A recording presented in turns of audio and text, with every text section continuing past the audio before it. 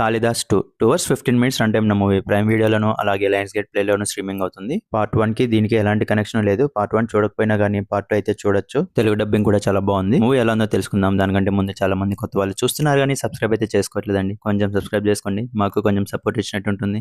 Movie నాకైతే average అనిపించింది. ఇది ఒక క్రైమ్ మిస్టరీ థ్రిల్లర్. మూవీలో వచ్చే ఇన్వెస్టిగేషన్ సీన్స్ అన్ని కూడా చాలా స్లోగానే ఉంటాయి. ఫస్ట్ హాఫ్ మొత్తం కూడా ఒక అపార్ట్మెంట్ లోనే సెటప్ చేశారు, అది చాలా బాగుంది. సెకండ్ హాఫ్ మొత్తం చాలా స్లో అండ్ బోరింగ్ గానే ఉంటుంది. మళ్ళీ క్లైమాక్స్ ఒక 20 మినిట్స్ పర్వాలేదు అనిపిస్తుంది. క్లైమాక్స్ లో వచ్చే ట్విస్ట్ బాగున్నప్పటికీ ఆ ఎమోషన్ కి మనం అయితే కనెక్ట్ అవ్వము. అలాగే సెకండ్ హాఫ్ లో వచ్చే ఫ్లాష్ బ్యాక్ ఎపిసోడ్ కూడా అనవసరంగా పెట్టారనిపించింది. మూవీలో సీనియర్ యాక్టర్ ప్రకాష్ రాజ్ గారు ఉన్నప్పటికీ కూడా ఆయన ఏమాత్రం యూస్ చేసుకోలేదనిపించింది. ఆయన క్యారెక్టర్ కి అసలు ఇంపార్టెన్సే లేదు. ఫ్యామిలీతో కలిసి చూడొచ్చు, ఎలాంటి అడల్ట్ కంటెంట్ లేదు. స్టోరీ విషయానికి వస్తే ఒక అపార్ట్మెంట్ లో న్యూ ఇయర్ సెలబ్రేషన్ జరుగుతుండగా నైట్ ఒక చిన్న పాప మిస్ అవుతుంది. ఆ చిన్న పాప ఎలా మిస్ అయింది ఇన్వెస్టిగేషన్ చేస్తుండగానే ఆ పాప శవంగా అయితే కనిపిస్తుంది.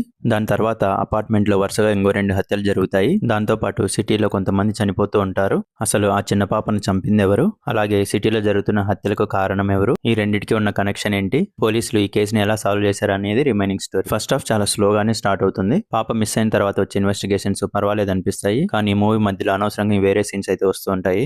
అవి మూవీకి అవసరం లేదనిపిస్తుంది. ప్రీ క్లైమాక్స్ వరకు కూడా సెకండ్ హాఫ్ అయితే బోరింగ్ గానే ఉంటుంది. సినిమాటోగ్రఫీ, బ్యాక్గ్రౌండ్ మ్యూజిక్ బాగున్నాయి. సాంగ్స్ అయితే వర్కౌట్ అవ్వలేదు.